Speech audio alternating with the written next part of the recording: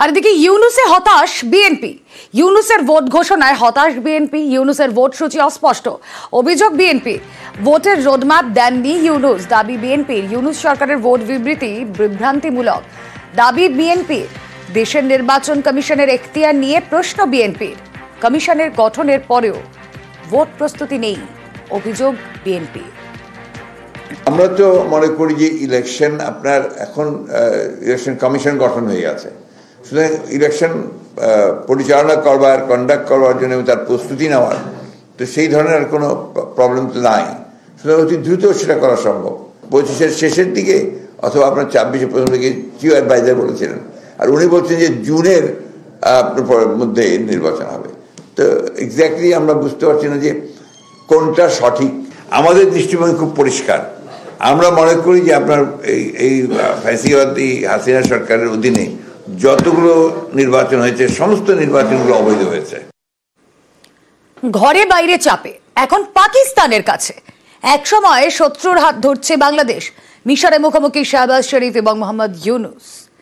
D8 সম্মেলনের ফাঁকে এই বৈঠক করেন পাকিস্তান এবং বাংলাদেশের রাষ্ট্রপ্রধানরা। এখানেই শেষ নয়, পাকিস্তানের সঙ্গে ফের গাঁটছড়া বাঁধল ঢাকা বিশ্ববিদ্যালয়।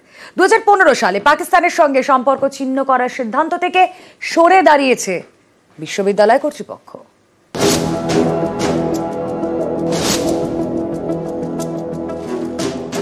আরো কাছাকাছি পাকিস্তান বাংলাদেশ। আরো একবার পাক প্রধানমন্ত্রীর মুখোমুখি বাংলাদেশের প্রধান উপদেষ্টা। এবার মিশরে বৈঠক করলেন পাকিস্তানের প্রধানমন্ত্রী শাহবাজ শরীফ এবং বাংলাদেশের তদারকি সরকারের প্রধান উপদেষ্টা মোহাম্মদ ইউনূস। বৃহস্পতিবার D8 সম্মেলনের ফাঁকে তারা এই বৈঠক করেন। 8 উন্নয়নশীল মুসলিম দেশ নিয়ে D8। এই গোষ্ঠীতে রয়েছে বাংলাদেশ, মিশর, Indonesia, Iran, Malaysia, Nigeria, Pakistan এবং তুরস্ক। D8 এর সম্মেলন এবছর হচ্ছে মিশরে। বুধবার এই সম্মেলনে যোগ দিতে কায়রো পৌঁছন মোহাম্মদ ইউনূস। বৃহস্পতিবার শাহবাজ শরীফের সঙ্গে বৈঠক করেন। এর আগেও কিন্তু নিউ ইয়র্কে একটা বৈঠক হয়েছিল, যে বৈঠকটাই দুজনের মধ্যে হয়েছিল এবং সেখানে দ্বিপাক্ষিক সম্পর্ককে উন্নত করা এবং সার্ককে বাংলাদেশের যে গুরুত্ব সেটাকে আরো বাড়ানো বা সার্ককে রিভাইভ করার কথাগুলো সেখানে একবার অলরেডি হয়েছিল।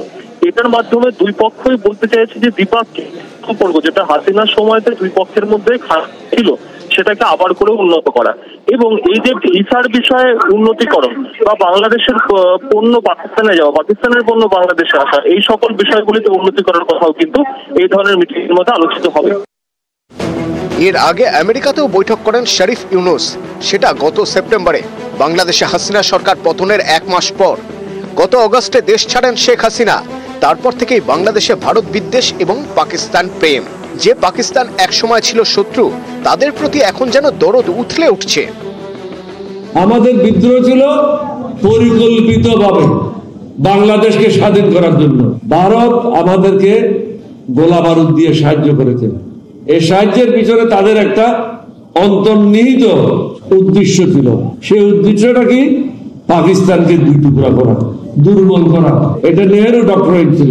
সুতরাং আমাদের ছিল বাংলাদেশকে স্বাধীন করা, তাদের কাজ ছিল পাকিস্তানকে দুই ভাগ করা। পাকিস্তান প্রেমের বড় প্রমাণ দিয়েছে ঢাকা বিশ্ববিদ্যালয়েও।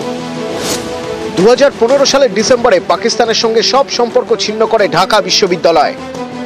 গত 13ই নভেম্বর বিশ্ববিদ্যালয়ের সিন্ডিকেট বৈঠকে এই সিদ্ধান্ত বাতিল করা হয়েছে।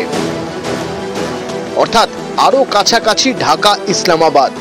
একসময়ের শত্রুরই এখন হাত ধরছে বাংলাদেশ। নিউজ 18 বাংলা।